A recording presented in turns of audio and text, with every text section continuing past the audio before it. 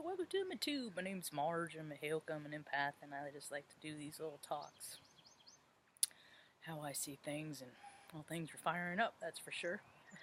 New moon in Gemini just happened. Yeah, it's in my 12th house, I think.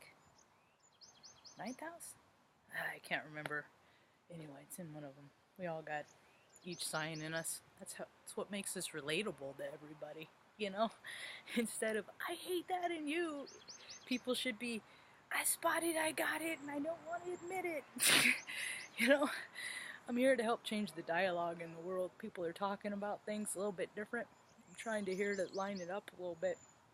Today I'm going to talk about exactly that, alignment. See, more than just us being human beings, we're spirits, energy fields, yeah.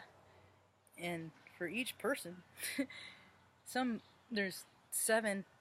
I don't know, it depends on what your background is. Everybody reinvents the wheel. You know, everybody has their own twist on there.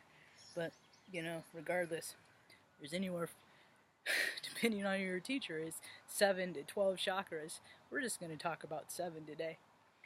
You got your, you know, I'll let you go on your own path and and figure out, study which chakra represents. But I broke my first chakra. I broke the coccyx on my tailbone when I was like 20 on Mount Shasta, which is the Earth's first chakra. Yeah. How's that for a divine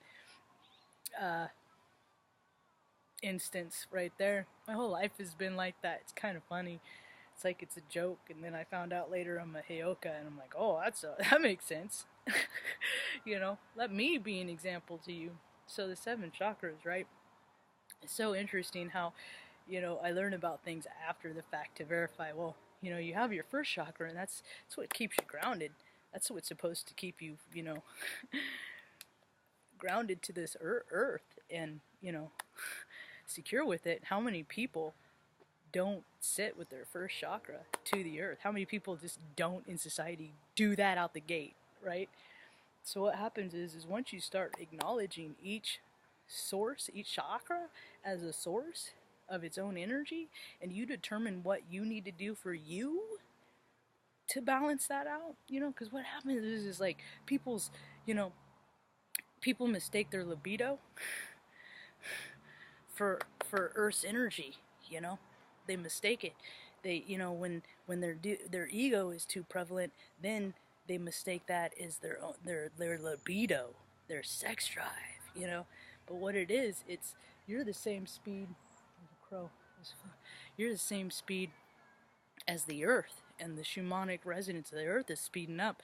So it makes people think that, you know, so you get all this energy and you get it in your first chakra, but since the imbalance is there and your ego is too much and your greed, you know, all that self-serving stuff, property, money, prestige, you're running off that, you know. People are just trying to find places to put it, you know, and which in turn keeps saturating their energy field, you know. And then you have your chakra system as it goes up. What happens is once you start balancing them at all, when my crown chakra opened up, my pituitary gland, I literally went to the ER, and they thought that that I had a tumor on my pituitary gland because it was enlarged, and then they later determined that it was just swelling because my sacral chakra was opening, because all of the rest of my chakras were lining up, and it's like one of those carnival things, you know. Between when it lines up, it makes it all the way, and then ba-ding, here comes your spiritual awakening. And for me, that was my knowing. I mean, I've always had my knowing, but it turned it up a notch, you know. That's what it did for me. As soon as my pituitary, I was open up to synchronicity, and I found Edgar Casey and Dolores Cannon, and, you know, it binaural beats, and I could meditate for an hour a day, you know. But the thing is you have all this life force energy, and when people have a lot of that, they don't know what to do with it, you know. When you sit still, depending on where your balance is, you know, people dip into the dirty. They dip into the dirty, and they feed that stuff with earthly things, but we're spiritual people. So, you know, incarnation after incarnation, people are brought back to learn the same lessons over and over because the spiral keeps turning, you know.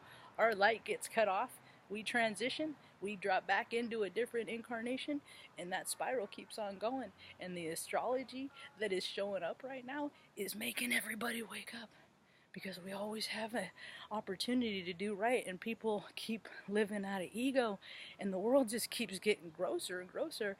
And it's like, you know, more people like me are starting to do videos to be like, you gotta wake up. You gotta wake up, and you know, we have the Bible, you know, to to lead us to a spiritual awakening, you know. And then you have, you know, life happens, you know, brings your vibration back down to that lower things, that lower stuff, and helps you get to process those lower vibrational, you know, if you have sex stuff that you need to process, or, you know, you've been murdered in a past life and you can't seem to get by, you know, all this stuff, you know, that we get to look at with open eyes and process as spirits instead of humans, which takes us from the victim, which frees us to our next level where we're supposed to be. Tracking? So more and more people are like inadvertently doing things that are cleaning their chakra by drinking more filtered water and eating cleaner and just not being promiscuous, you know. Chasing those sensations, you know. There's a lot of karma in that sex stuff, and you know, people are figuring that out, you know. But once you start balancing your chakras and paying attention to those, everything else, you know, it just makes it frees you up to, you don't even have to want to do the right thing, it just comes to you. Do the next right thing, good orderly direction, God. Yeah. So all the astrology keeps saying, you know, you're gonna, you know, all these guru types and spiritualist types, you know, you're gonna keep getting, you know, these more and more knowings. And I'm just like, I don't know. I know kind of a lot, and I really don't know how I could keep going knowing more, and I don't really know if I need to know more because people aren't really picking up what I'm putting down anyway. So, but I just keep getting this stuff, you know. And I found, because I tried it again, you know, tried and true is determine what's right for me, because you got to do what's right for you without listening to what everybody tells you to do, you know. You can it's like you go to a party where there's, you know, chocolate cake and everything's great, you know, but you ate that cake because everybody else is doing it because it's a chocolate cake party. This is a terrible analogy, but it's late in the day and I already did one of these. But then, you know, you're allergic to cake. So then your experience automatically isn't going to be as rad as everybody else because you're having an adverse effect, right? That was a terrible, terrible analogy, but they can't all be good, right? So I think that's about all I got. I just wanted to do this one because, you know, I'm seeing more. I hear a lot of talk about energy, but I don't see a lot of whole specification as to what people are talking about. And I'm just talking about balancing your stuff, you know, balance, you know. And there's a healthy part, you know, and egos are healthy. It's just when people are run by them, that's when things get all out of control and goofy and gross. So anyway, that's about all I got. And hope you have a rad day, evening, peace.